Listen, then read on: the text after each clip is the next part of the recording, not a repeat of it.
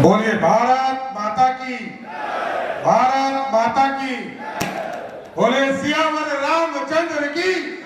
साथियों, हम आग्रह करने आए कि ये जिला झूठ मूठ का बदनाम है कि नक्सली है।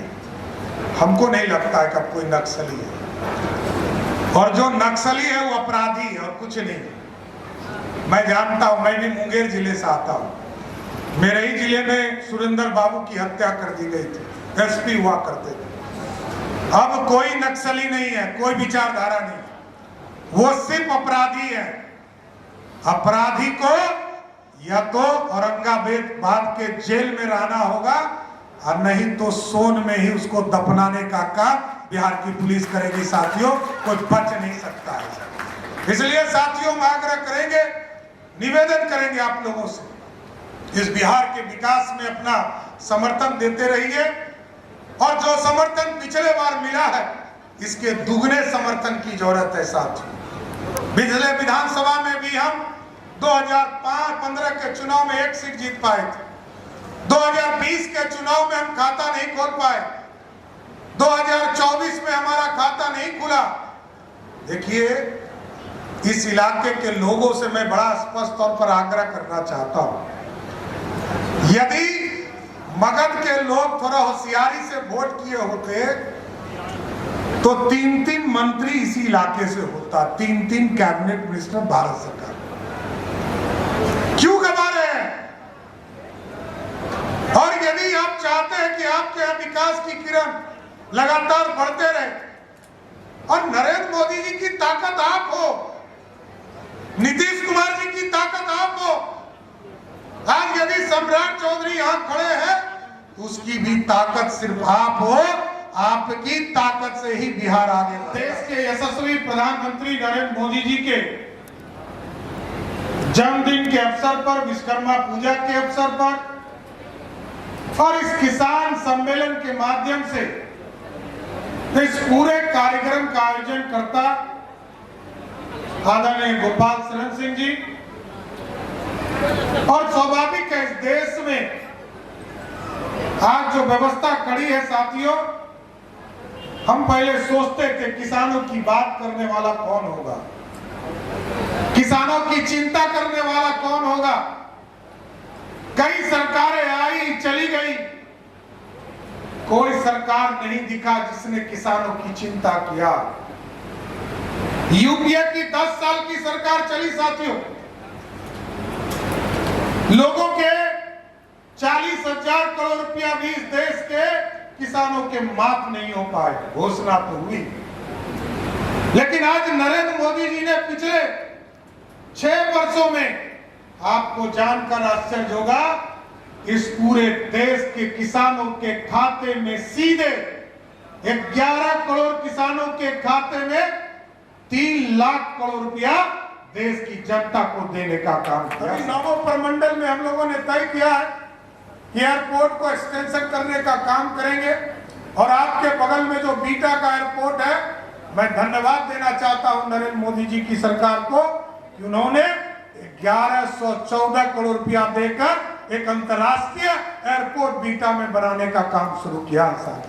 और ये स्वाभाविक है आपकी, आप तो 1 से 1.5 घंटे में बीटा पहुंचने का रास्ता बन रहा है, और जो पलामू से लेकर दरभंगा तक, जो आमस तक जो सड़क जाने वाली 4 लेन है, उसका काम भी शुरू किया जा रहा है सर। और अभी जो हमारे आपके बगल में मगध की धरती, जिसको मगध का नींव रखा जाता है, जिसको माना जाता है, गया में जहां विष्णुपद मंदिर है और जहां पर हम अपने पूर्वजों को पिंडदान के माध्यम से मुक्ति देने का काम करते हैं। साथियों, अभी नरेंद्र मोदी की सरकार ने तय किया है, जिस तरह काशी बना है उसी के तर्ज पर विष्णुपद के कॉरिडोर को भी बनाने का काम। सुगम पर्व है हम लोगों के लिए साथियों। मैं तो भगवान राम का वंशज कहलाता हूं, लव कुश समाज उसी वंश से आता है। और साथियों, आप सोचिए, 400 वर्षों से सनातन के लोग लड़ रहे थे कि हमारे पूर्वजों को स्थापित करने का काम करो, लेकिन नहीं हो पा रहा था। लोअर कोर्ट गए, हाई कोर्ट गए, सुप्रीम कोर्ट गए, लड़े, सब जगह जीते, और जैसे ही आपका आशीर्वाद मिला वैसे ही 2020 में एक भव्य राम मंदिर की शुरुआत हुई जो 2024 में पूरा करने का काम है। और अब साहब जी उत्तर प्रदेश ने तो भगवान राम को स्थापित कर दिया, लेकिन साथियों अब हमारी बारी है। हम लोग भी अगले 6 महीने के अंदर इस प्रदेश में भव्य सीता मैया का एक भव्य सीता मंदिर बनाने का शुरुआत करेंगे, जिसमें मां सीता को भी स्थापित करने का काम किया गया। का काम शुरू हो गया सब, इस काम को भी आगे ले जाना।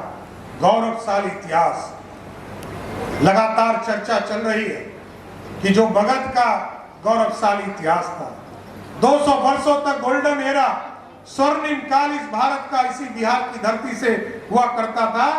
जो नालंदा, आपको याद होगा चुनाव के बाद पहली बार जब प्रधानमंत्री जी बिहार आए तो नालंदा के गौरवशाली इतिहास को लौटाने का काम किया।